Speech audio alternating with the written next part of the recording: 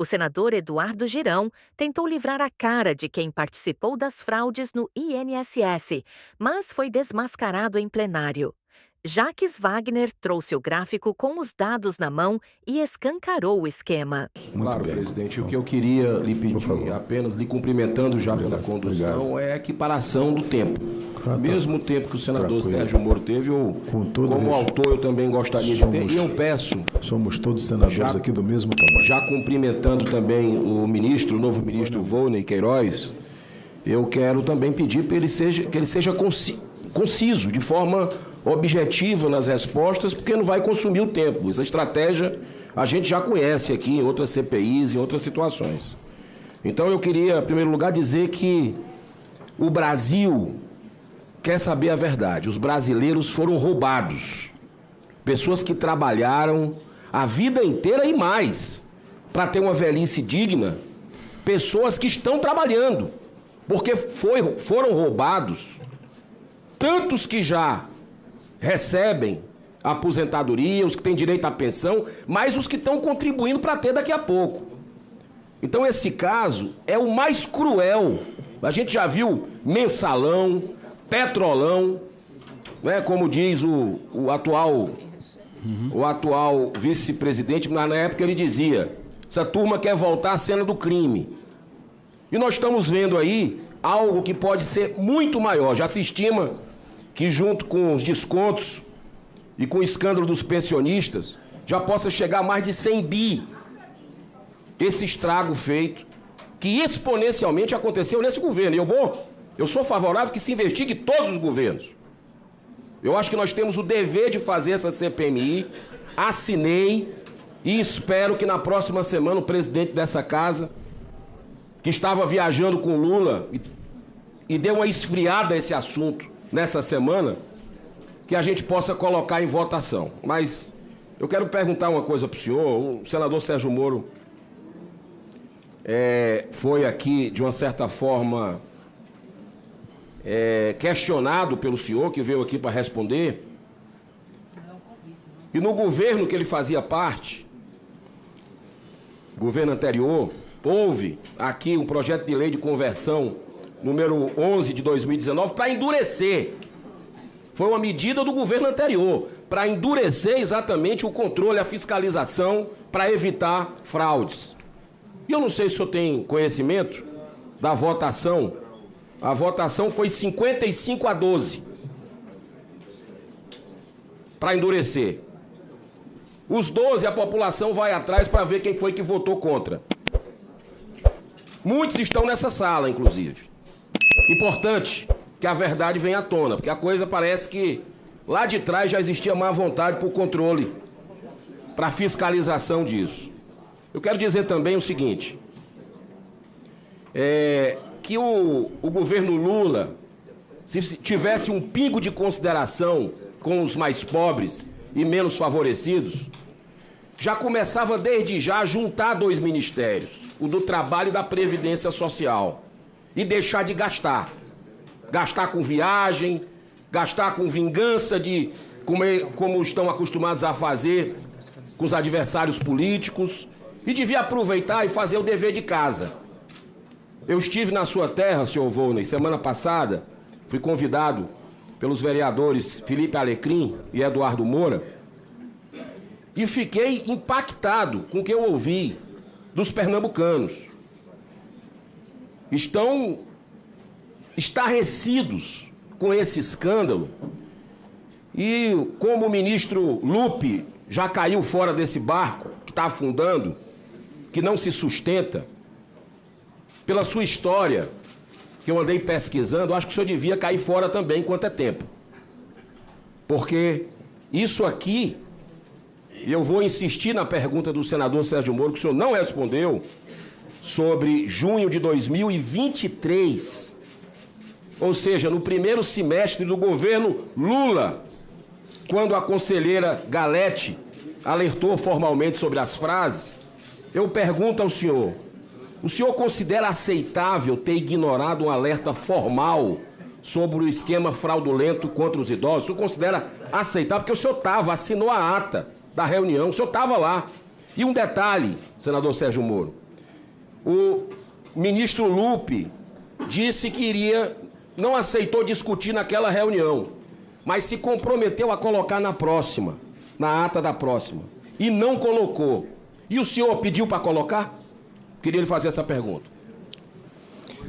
Senador Girão, primeiro eu quero dizer que quando me alongo nas respostas é com a finalidade não de fugir das perguntas, mas sim de detalhar as respostas.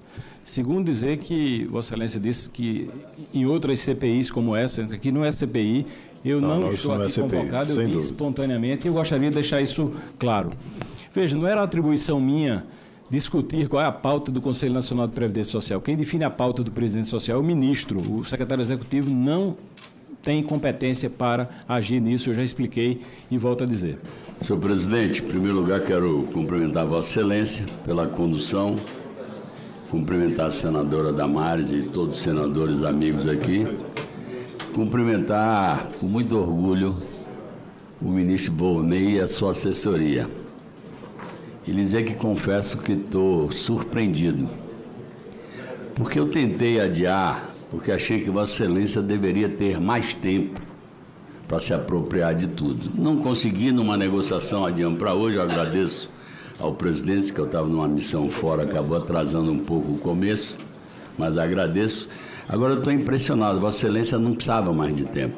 Com muito pouco tempo, eu sinto a sua segurança, a sua firmeza e o conhecimento largo sobre tudo que está acontecendo e sobre as determinações do presidente Luiz Inácio Lula da Silva para que, porque se tem alguém nessa nação que respeita aposentado, chama-se Luiz Inácio Lula da Silva, que dedicou toda a sua vida em defesa e continua dedicando em defesa dos mais pobres, dos mais humildes, e é por isso que é reconhecido mundialmente por os nossos programas sociais que colocaram esse país no destaque internacional da retirada de pessoas da extrema pobreza, da miséria e por aí vai. E o ingresso de muitos deles na chamada classe média. Então eu quero dizer primeiro parabéns e meu orgulho de ser apoiador do governo que tem Vossa Excelência, jovem como é, o ministro com a determinação que Vossa Excelência determina. Segundo, presidente, eu quero deixar bem claro aqui, a indignação é total. Para mim, esse é o tipo de crime hediondo. Roubar de quem já não tem. É um crime hediondo e subrepticiamente. Agora, eu fico perplexo com algumas tentativas que se fazem e vem se fazendo há alguns dias desde que o escândalo estourou. Parece que está se usando aquela metodologia. A melhor defesa é o ataque. E, portanto, se ataca esse governo, vou repetir, Sherlock Holmes, o grande detetive, perguntaria: será que alguém que tem interesse em esconder alguma coisa ia fazer a sua CGU sem interferência e a Polícia Federal fazer uma mega operação no Brasil inteiro para estourar esse tumor de bandidos que lesam os aposentados? Acho muito difícil. Seja quem for, será punido. Eu queria que exibisse a tela que eu pedi, só porque aqui é outra perplexidade da minha parte. Eu quero que você exiba a tela, que eu quero desconstruir um discurso que está se tentando fazer aqui dentro. Não só contra a Associação de Aposentados, mas também contra sindicatos. Não vamos generalizar. Ali está a tela, os senhores senadores e a senhora senadora podem enxergar. A linha azul são das associações históricas, como a CONTAG, que tem mais de 60 anos de criada. Aonde estoura a curva, senhores? Estoura a curva em sindicatos de fachada, empresas disfarçadas de marginais que se constituíram para roubar e não para prestar serviço. Sindicato manda seus dirigentes atrás do seu. Uma dessas empresas, seus advogados disseram: nós não podemos ser culpados, porque nós terceirizamos a prospecção e a contratação. Nós terceirizamos. Não tem nada a ver com aposentado. Isso é uma ruma de picareta que entrou nesse golpe e não vou acusar ninguém. Mas isso parece que foi preparado. Estourou em 23 e 24, mas foi preparado antes. E só foi interrompido, como o ministro já disse, por conta da nossa decisão. Vou dizer mais, aqui se tenta criminalizar o ministro porque ele recebeu a CONTAG. Não cito nomes, mas se quiserem podem procurar que vários outros ministros receberam a CONTAG e tantas outras. A CONTAG está naquela linha de azul.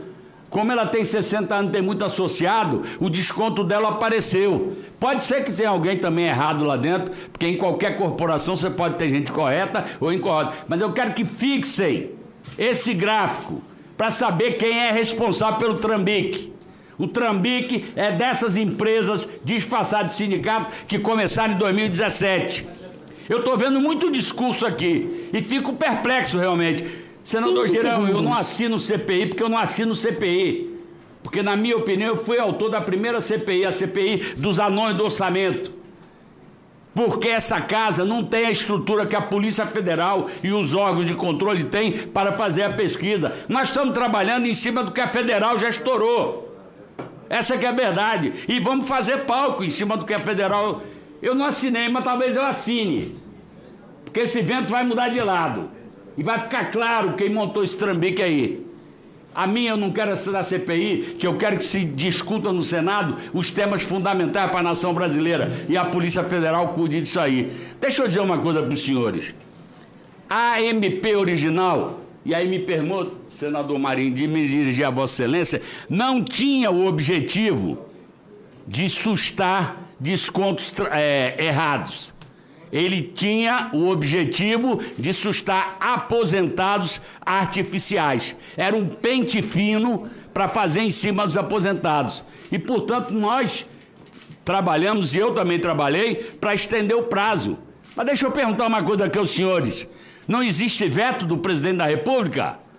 E por que 3 MPs foram publicadas, inclusive a última, de relatoria de um membro do PL, e o senhor presidente da República anterior não vetou a matéria? Sabe qual que ele vetou? Ao que vinha na primeira MP, inserida pelo Congresso Nacional, que era a não manipulação dos dados aposentados. Esse ele vetou. E o PL, em vez de derrubar o veto, que era exatamente a proteção de dados, ao contrário, o PL manteve o veto. Vamos jogar claro isso aqui. Aqui eu não tenho interesse de politicizar para acusar o governo passado. Mas não venham acusar esse governo.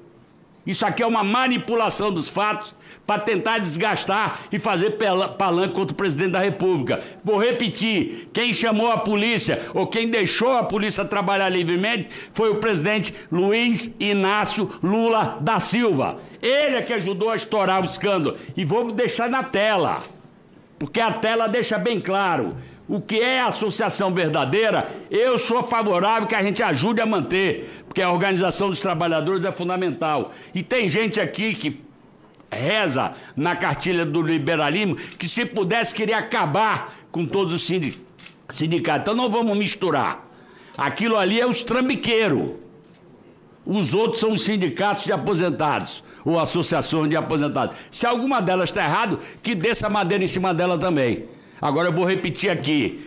O presidente da República, ele sancionou sem veto nessa dispersão. Na primeira era para 31 de dezembro de 21, depois virou 31 de dezembro de 22. E a última MP tiraram completamente a revalidação. Então que conversa é essa que é esse presidente que fez as coisas?